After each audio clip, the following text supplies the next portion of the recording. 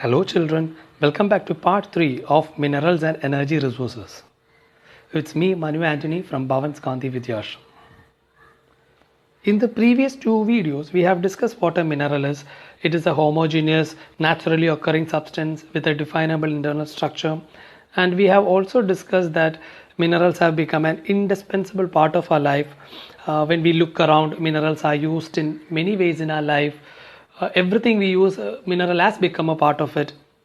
And we have also discussed the various modes of occurrence of minerals. We have seen that minerals are occurred in different types of rocks like igneous rocks, metamorphic rocks, sedimentary rocks.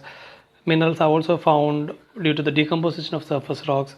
Minerals are found along with the alluvial deposits, and a vast quantities of minerals are also found in the ocean floors.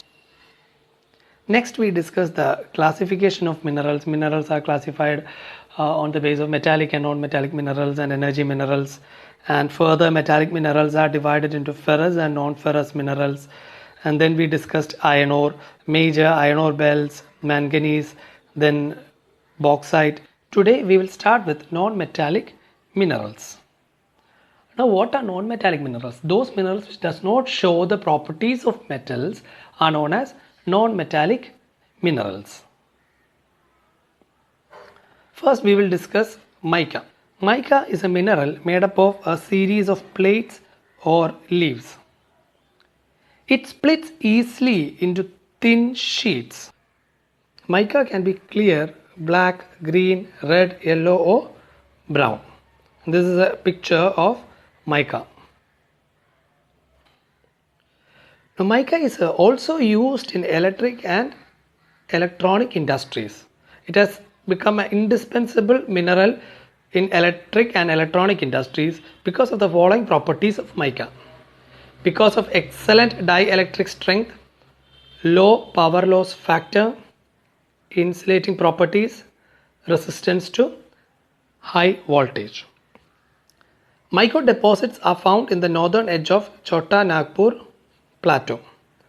Koderma Gaya Azirbag belt of Jharkhand is the leading producer.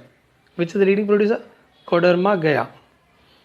And in Rajasthan, the major mica producing areas is around Ajmer. And Nellore mica belt of Andhra Pradesh is also an important producer in the country.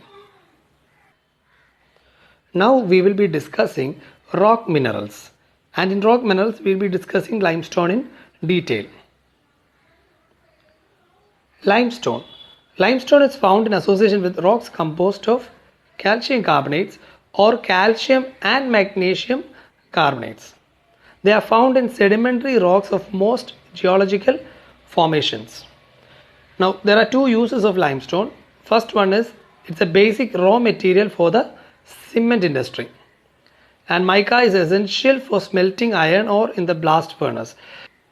We can see both the pictures here. First one is the limestone being used in the cement industry and limestone being used in the blast furnace for smelting iron. The next topic is hazards of mining. In order to extract these minerals, we know that these minerals have to be mined or quarried. So what are the drawbacks or hazards of mining we will discuss now.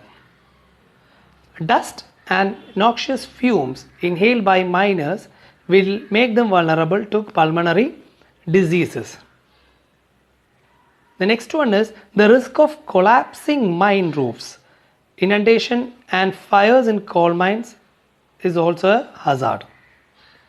Water sources in the region get contaminated due to mining. Dumping of waste and slurry leads to degradation of land, soil, and increase in stream and river pollution. So these are the hazards of mining.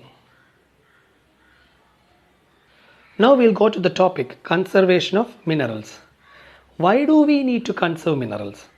Because rich mineral deposits are finite and not renewable. That means it gets over, and for it to get renewed it takes a lot of time. That's why the next point is very slow rate of geological process of mineral formation. That means the time it takes to form a mineral is very long. The rate of replenishment are infinitely small in comparison to the present rates of consumption. We consume more than the time it takes to get replenished. Now, continued extraction of ores leads to increasing cost, because as we go deeper and deeper in extracting, the cost it takes to extract also goes high. Now, there is a need for planned and sustainable use of mineral resources and improved technology to allow use of low grade ores at low cost. And recycling of metals are the three ways by which we can conserve minerals. Today we have some questions to be written down.